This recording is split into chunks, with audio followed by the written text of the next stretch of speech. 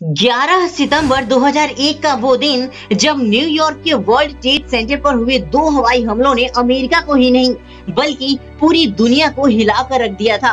लोगों की चीख और वर्ल्ड ट्रेड सेंटर के दोनों टावर को ध्वस्त होते और धूल का गुब्बार उड़ते पूरी दुनिया ने अपने टीवी सेट पर देखा था। जब धूल छटी तो वहाँ पर लाखों टन मलबा था जो बाद में दुनिया के कई देशों में भेजा गया था। क्या आप 9/11 के हमले के बारे में जानते हैं? यदि नहीं तो चलिए आज की इस वीडियो में जानते हैं। वीडियो शुरू करने से पहले मेरा आपसे छोटा सा रिक्वेस्ट है कि नीचे रेड कलर के सब्सक्राइब बटन में क्लिक करके इस चैनल को सब्सक्राइब कर लीजिए ताकि मेरे आने वाले नॉलेजेबल वीडियो भी आप देख सके। चलिए आज की ये वीडियो शुरू करते हैं। सैकड़ों इमारतों पर हजारों किलो धूल जमी थी।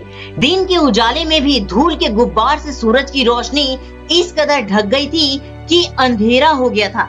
इसी धूल से ढकी सैकड़ों लोगों में से एक मर्सी बॉर्डर भी थी जो बाद में दुनिया भर के अखबारों की सुर्खियां बनी थी।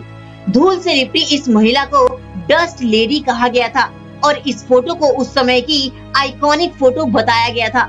वर्ल्ड ट्रेड सेंटर से टकराते विमान और धूल से लिपटी मर्सी की फोटो इस हमले की पहचान बनी थी।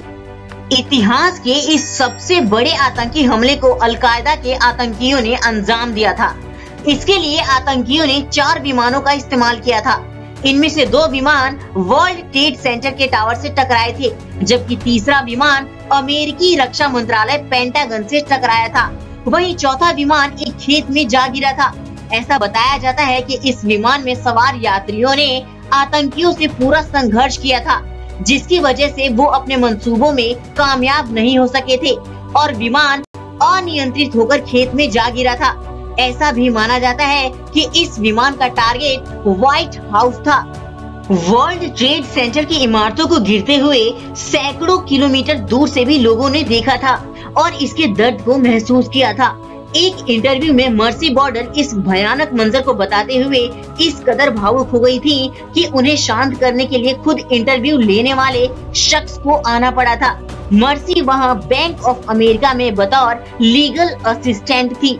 उन्होंने बताया कि जिस वक्त ये हमला हुआ था उस वक्त वो नॉर्थ टावर की 81वीं मंजिल पर थी।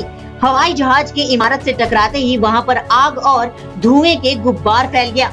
हर तरफ इमारत के शीशे और मलबा पड़ा था। कोई नहीं समझ पा रहा था कि आखिर क्या हुआ है। लोग दहशत के मारे खिड़कियों से नीचे कूद रहे थे। हर किसी के लिए ये एक भयावह मंजर था।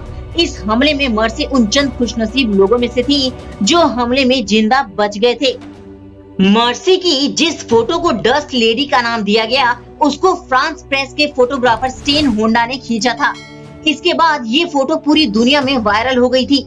हर खबर और हर मैगजीन ने इसको अपने फ्रंट और कवर पेज पर छापा था। 9/11 हमले के नाम पर जो फोटो सबसे ज्यादा वायरल, शेयर और डिस्ट्रीब्यूट की गई वो यही फोटो थी। मर्सी न्यू जर्सी के बेयोन की रहने वाली थी। इस हमले के बाद वो डिप्रेशन का शिकार हो गई थी।